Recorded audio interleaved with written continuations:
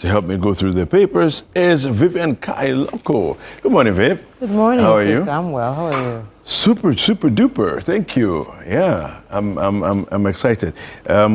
So tell us a little bit about what we can expect from the Oxfam Tech. Well, you know, was it last week before the budget we were thinking about the tax, if new ones are put in, what it means to us, if they're taken out, whether it will have an impact and all that. Now, this dialogue will look at that, whether you're a business, an individual and all that. Because sometimes we say, oh, I want ABC tax out. But really, whether it have any implication on your everyday life, any implication on your business is another discussion altogether. Unfortunately, we have the current Deputy Finance Minister who will tell us what government intends to achieve with what is done, how it intends to, you know, deal with the deficit created. And there's an issue of the realignment of the VAT, the implications and all that. We'll look into that. And then, of course, we have the opposition in there, which is a former Deputy Finance Minister as well, who would also seek to bring out some of the hidden things we don't know because we are not really in the soup. So he would also take us through or answer or bring out some of these things, and also perhaps give us the reasoning behind some of the taxes we saw, you know, earlier when they were in government. And I always like the middle people who do not stand anywhere with the opposition or the running, you know, party, but they can also tell us the real deal, show us the details, you know, that we need to know. So it's going to be an exciting one. And the difference in this dialogue is we are breaking it down to the barest minimum. Tax is not sexy. No, it's like agriculture, right? It's one of those things, you know. Very stiff and, you know, hard. And you see the reaction from everybody because most people are like, I don't even understand what you're saying. What's going on? But it affects us. It affects us in everything. Yes. So the essence of this dialogue will be to break it down to the understanding of my 8-year-old niece or 25-year-old nephew or whoever, to really understand the tax discussions and see our tax handle as a country and how we can make it better for all of us. So it's going to be an exciting one. We have the Oxfams in there. We have finance minister. You have industry as well. Yes. We have AGI, Clenam, Chonam in there and all that. So it'll be exciting. Fantastic. We're looking forward to it. I'm looking forward to it too. Right. Okay, so let's get into the papers. Okay, so I'll start with a daily graphic. Some interesting developments in the fight against illegal mining, and it's already receiving some backlash. Already. 400 guards trained to safeguard water bodies. Okay. Well, I was listening to some of the stakeholders in the fight against illegal mining, and they were saying they insist they should declare a state of emergency in the areas affected. That's the first step. And secondly, what kind of training have these guards gone through to be able to stop? They believe that they should clear all the people with other ways, and then these people will keep the sanity there. So it's a discussion that will continue for a while. I think I like the idea of that, where go in, clear out the place, and then position these people there. Because I mean, you need people more stronger and sending these people there to go and clear them. No, it will be something else. But I'm sure they know what they're doing. Hopefully. So it's an interesting one. You know, this morning I was listening to Ken Ashibi, and I was just smiling like, hey, this fight against illegal mining is not easy. I know. And I've seen receipts, you guys say, of what the president said he would do when he comes into power to fight galamsey. But at the end of the day, I think we all want this menace to be dealt with. So whichever way that will make that happen, we will all support it. So that's one of the top stories from the Daily Graphic. The other is stakeholders propose special military unit to forest protection. So comes back to what we're saying, that we need more stronger people to be there. So that's another angle. And then experts demand lower lending rates as T-bill rates tumble. And of course, Republic Bank is here again today. They are posting 37.84% growth in assets. Let me see what is at the back page of the Daily Graphic. Very troubling story here. Glaucoma blinding Ghanaians. Experts urge public to screen for disease. You know, I've never screened for glaucoma before. No, me neither. And this is scary. Me neither, but I think whenever I go and do my eye test, like as in for my glasses, they check, you know, and so... Well, I don't know. They've never told me they are checking. I wear glasses as well, and I do my test. Yeah, but I think that glaucoma is such that if it starts to show up, they will tell you when you're doing your eye test. Ghana, magic happens, so something that is supposed to show up won't show up. So I think we should just be deliberate and go and screen for it. So that's a warning for all of us. I'll give you details at a point. Okay. And then another troubling one: cartons of opioids busted at Tema Port, said to be in transit to Niger. So those are the stories from from the Daily Graphic this morning. Okay. Right. So the Ghanaian Times begins with the same story, the Blue Water Guard Initiative. Government launches that to 2,000 youth to protect water bodies. So the Daily Graphic started with the 400 to protect water bodies, but it's actually 460 have been set up already. 2,000 more will be added. You know, so. The Ghanaian Times starts with that. Upper East region, hot weather puts the Ghana Health Service on high alert. Varsity Dawn calls for right leadership towards education reforms, and we have teacher in court for alleged fraud, then $11,000 US theft. Okay, on the back page we have AHF, that's the Aiders Hub Foundation, holds summit on universal health access, and 3 institutions donate neonatal machine and incubator to Children's Hospital. So good news there for the Children's Hospital. All right, that's it for the Ghanaian Times. Let me take you to the Daily Guide. It has the story of the opioids as well, and they give a price to it. It says opioids worth 20 million Ghana cedis seized at Tema Port.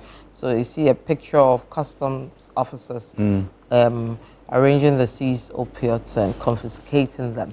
And then free SHS, let those who can afford pay. This is Otumfuo speaking. I believe it's something most of us have said. But this is something that Ofori-Atta even said. Yeah, and he received some backlash at the time. So let's see what comes out of the discussions. You know, they've been having discussions on education with various stakeholders. Last week I took part in one with regards to editors, and it was very revealing. And we hope some of these things that were said will be implemented. Kissi Agyebeng, Ofori-Atta at each other's throats. This started over the weekend. Court used Interpol red alerts among others. Still with the Daily Guide, Kenu's murder suspect caged. He was in court yesterday. He's been remanded. We hope the family of the beautiful lady get justice. So that's also the latest from the Daily Guide newspaper. Great. The Chronicle starts with Ofori-Atta Agyebeng waging a war of nerves. All right. MPA supports Ramadan with items. We have Galamsey, 400 Blue Guards recruited to protect river bodies. And CJ calls on citizenry to embrace alternative dispute resolution. All right, and there's a scripture for today on the front page of the Chronicle. It says, Titus 3:1, remind them to be submissive to rulers and authorities, to be obedient. Okay, so that's... I don't know who that message is supposed to be for, but yeah. Like you said yesterday, the owner knows. They know themselves. All right, the back page, we have some sports stories. Lawrence Ejekum gets late Black Stars call-up for Chad and Madagascar clashes. We have Chad arriving in Accra ahead of World Cup qualifiers against Ghana. FIFA suspend Congo 2026 World Cup qualifier cancelled. And we have Rafatu Inusa replaces Herbert Mensah as a rugby union president. Wow, okay. This is interesting. Right, so that's what we have from the back page of the Chronicle. Okay, let me take you to the BNFT. Financial stocks outpace broader market as sector recovery continues. VAT overhaul will ease business costs and boost revenue. An expert is speaking over there. And then export competitiveness waning. There's a report as well. Also, Women in Business Dialogue Series 2025 kicks off today in Kumasi. So those are some of the stories from the BNFT. All right, let's take you to the Economy Times. The Economy Times says IMF key stakeholders to determine improved new VAT system. Ghana classified at high risk of debt distress as total external liabilities stand at 28.3 billion US dollars. Over 30 billion Ghana cedis used for financial sector cleanup exercise, yet NIB is still in distress from the government. And 2025 budget puts restoration of stability before economic expansion, which I think is key. We need to be stable before we look to expand. So that's some positive one there. Let me take you to ChannelOneNews.com. And we have fuel prices fall again as global crude costs decline. All right, I hope that we feel it at the pumps properly because, Ghana. Yeah. But at least I think in that space, it's been quite obvious. It goes up and down. We see it going up and down. A lot of prices go only one direction, it's up only. But at least the fuel, within a certain margin, we've seen, increase and decline. But it's quite marginal. Yeah. So it's not sometimes you don't really feel Yeah, and sometimes I don't understand how they do the calculation because you see that based on world crude oil prices, it should have dropped a lot more. Yeah. And it doesn't drop as much. Yeah, so, I believe there are cost implications and all that when added. So, it has to go much. Yeah, it should. We should be able to see from 15 Ghana cedis per liter, we should be able to go down to about 12, about 11, 10, and then we know that, really, something's happening. And it's going down. You have some, associations threatening to increase the transport fares and all that, and blaming it on spare parts prices going up. The spare part dealers were like, hey, don't come here, we've not increased any price. So you also wonder where they get all these calculations from. But whatever it is, like you're saying, we need to feel it go down. Boko conflict, 2 shot dead in Binduri. Death toll rises to 76. Very unfortunate, this Boko thing. We really need to nip it. Well, right now it's not in the bud anymore. It's fully blown. 2025 budget, Women's Development Bank, cannot be delivered. Adam. But Mr. Former Minister, it's not your I don't know why he's doubting the ability of the government to deliver. He's been in the sea before. Okay. He's been in the forest too before. He knows what is there. Well, there's a saying, when the hunter something goes to the forest and comes to tell you, better believe it. So he's been there before, so he must know something we don't know to think it will happen. Well. Okay, so let me take you to citynewsroom.com. Calls for new chamber MP's hospital is a misplaced priority. This is coming from Inusa Fuseni. Now, I just want a quick comment on that one. So the new chamber, honestly... I won't do any new chamber. No, listen, Vicky. If you want a new chamber, fine. I'm not even going to argue about it. But not now. But the hospital, no. Okay, cool. We won't do any chamber. We won't do any hospital. Don't come and waste your breath on this thing. I'm telling you. No, I don't even know why it should be suggested. At this time, you just went into opposition. Charlie, please. Don't let me say something. It's like Afenyo has to always say something. No, some people just say he's joking. He's not joking, but Parliament is a serious place. Unless we are saying now Parliament is not a serious place. No, but they crack jokes in Parliament too, so that one sounds maybe to one of this guy is going the hazard for whatever is in just there was a whole debate on it with even the majority leader responding to it. So it's not a joke. I think it's one of the most ludicrous ideas ever. It's not a joke. Seriously, we can't countenance. We are trying to balance our challenges, and then out of the blue, somebody tells us we should build another chamber and another hospital. What happened to all the hospitals that are? Have they finished attending UGMC?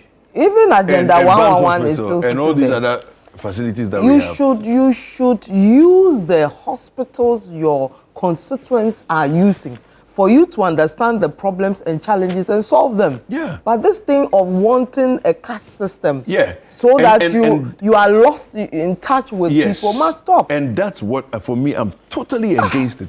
Completely. That's why you go and use V8s and have escorts. So you don't even know the traffic, because whilst you don't understand the rules. Your driver is in a hurry breaking the rules. You are reading something from your phone, so you don't even know the roads. You don't know the traffic. You don't know what's going on. And so when the constituents say, you look at them like confused. Yeah, exactly. Please, we won't do any hospital. We won't do any chamber. That's Can we move on? Yes, please. Let's move on. Okay. What is this? Do you want me to give you details? Please go ahead. Let's do some details. Another thing I don't even understand. Really? Which one? Which is the 400 guards to safeguard water bodies. You don't understand. In another breath, stakeholders too are proposing a special military unit for forest protection. So I'll give you bits and pieces of the Sure, let's do that. So the story has run away from me. Yes, 400 guards is there. Yeah. The Ministry of Lands and Natural Resources has started the training of river guards to protect the country's water bodies against degradation. Currently, 400 recruits, known as the Blue Water River Guards, are undergoing training at the Izinlibo forward base of the Ghana Navy in the Jomoro district in the Western region. The government intends to train 2,000 river guards across the country this year. The Blue Water River Guard is a module under the Blue Water Initiative, one of the two pillars the government wants to deploy to resolve the canker of mining in water bodies and environmental degradation. The other one is the Tree for Life. The trainees will undergo intense and rigorous 4-week training to be equipped with the skills and knowledge necessary for the adequate and timely protection of Ghana's river bodies. The young trainees, drawn mainly from the affected communities, will undergo training in swimming and other skills under the operational command of the Ghana Navy's Riverine Command. Now, at the launch of the Blue Water River Guards Initiative on behalf of the President, John Mahama, the Minister of Lands and Natural Resources said, quote, "Today, under the Resetting Ghana agenda, we are proud to introduce two groundbreaking programs. One, the Tree for Life Reforestation Initiative and the Blue Water Initiative, which we promise to deliver in the first 120 days in power," unquote. He underscored the importance of the River Guard Initiative in the fight against illegal mining. So it goes on and on and on. So these men and women, are there women in there? I'm not seeing women in there. Okay. These men and women are drawn from the communities the one I have on affected has a woman. Ghanaian, you see the women, there's one here, one here. Okay. The one I have from Graphic doesn't. But so they are drawn from the various communities. So they obviously know the geography, the ins and outs of the community one. And then they'll be trained with skills that will equip them. That means you're not starting now. Oh, haven't they trained them already, the first batch? No, because I thought they are now going to undergo. Yes, undergo training. Because Vivian, even if they started training them from the day of inauguration, 2 months is not enough time to learn how to swim. If you don't know how to swim. Because they're going to train them in swimming. 2 months is not enough time to learn how to swim. No, but I mean, those people in such communities will know how to swim. No, but remember that. We are just the challenge that has building happened, on it. The challenge that has happened, many of these people, they live close to the river, but may not necessarily deal with the river.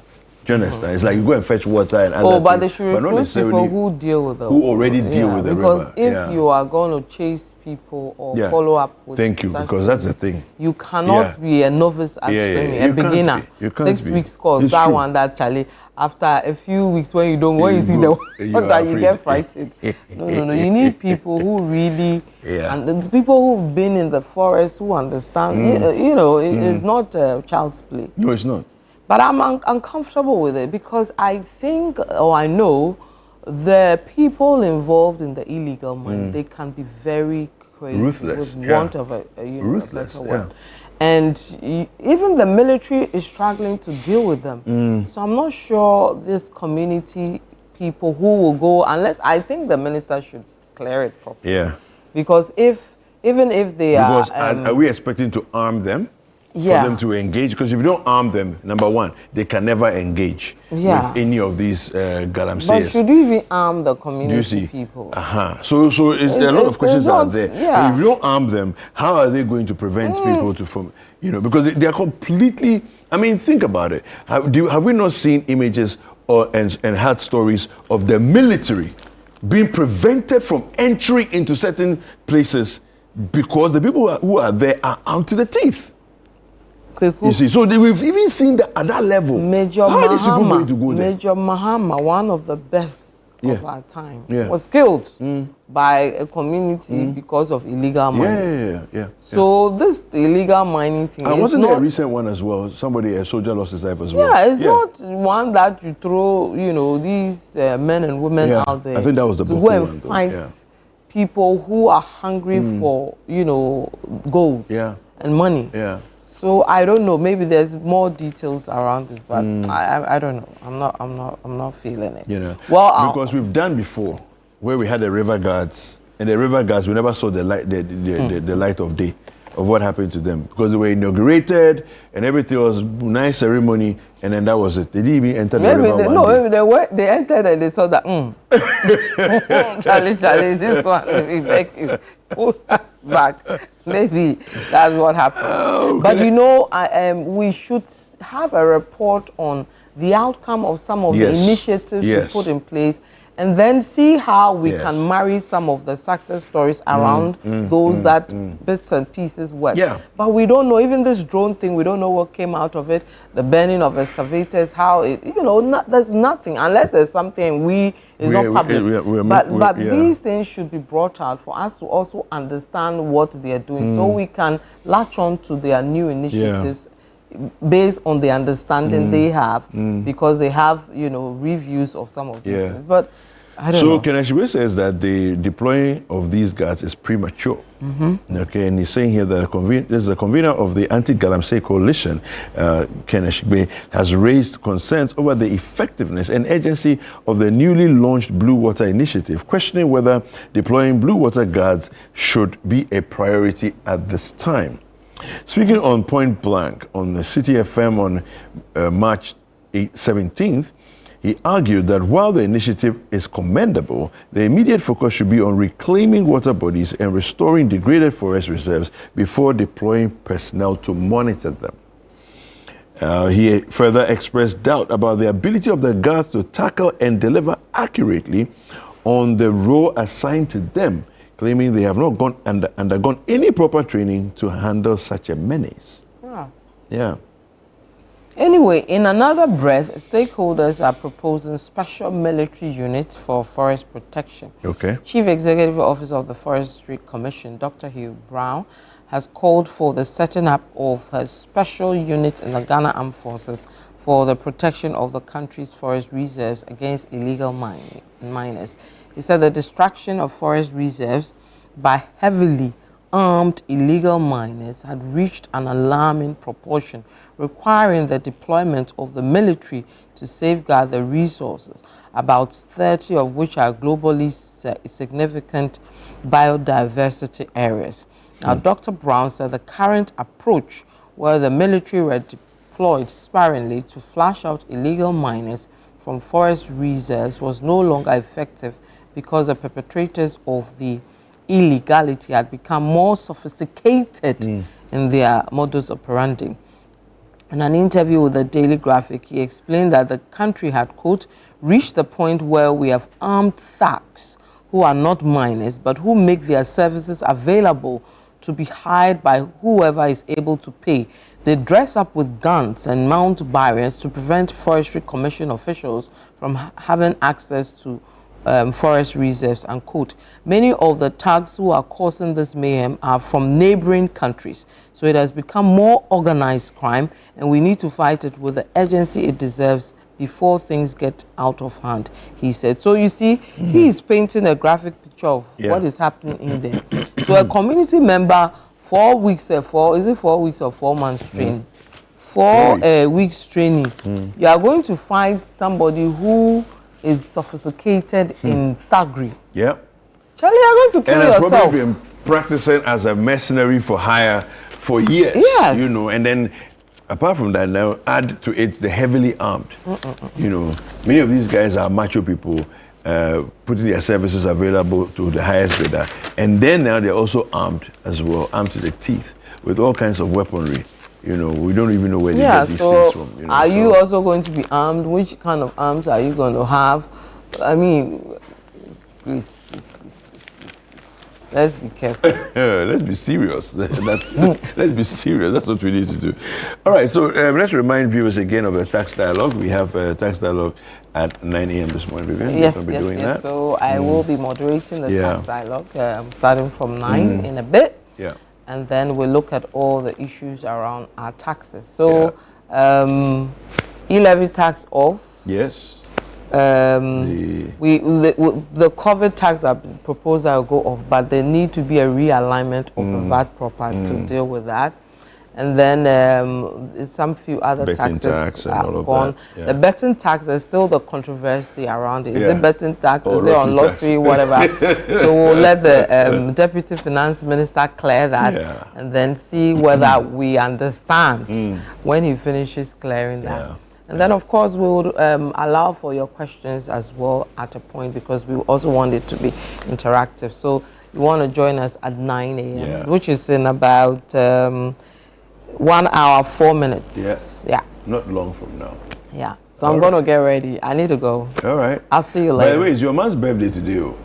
Oh, King of Accra. King of Accra, yeah. If he's not doing party, I can't wish him happy birthday. Because I'm getting tired of you guys. Do party. We'll wish you happy birthday. Is he doing a party? Please, I don't know. Hey, David, is he doing a party? He said tomorrow. They said tomorrow. Hey, let me wish him well then. Then you'll be invited. If you don't wish him, you'll be invited. There's this party this weekend. Have you heard? No. Of this business mogul. The one they are doing at the Independence. Yeah, they've started. They're setting up the place. Hey, Charlie. And the one is rich. I want to start washing dishes. 5,000 plates, can you handle it? I don't know. I'll try. Anyway, so if you want to catch all that party from the build-up and everything, Charlie, Ghana weekend. The place to go. The place to go. YouTube, Instagram. The Ghana weekend people, how do you post it? Kokonsa. Yeah, Kokonsa for. So yesterday I saw them putting things up for that party. So, and then over the weekend they had a lot of lovely pictures and videos from the schools. Yes, from the schools. You know, Kweku, this schools thing is now becoming serious competition. No, I like it though. I really like it. It was nice. Yeah, I really like it. Last 2 weeks, we saw Achimota at the Sadel. We've seen at the Sadel Achimota. We've seen the Hobsons. And then we've seen the Gehe. We've seen Moga. And this weekend is Swesco. All Students Association. So Ghana weekend will have every, and if you're an old student of the school and you want coverage of these events and programs, reach out to Ghana Weekend. It's our entertainment and lifestyle wing at ChannelOne as well as City. And they will be there to give you massive coverage. Yeah, that's right. Right. Thank you very much, Vivian. Thank you. Have a lovely day. Thank you. You too. All right. Sports is next.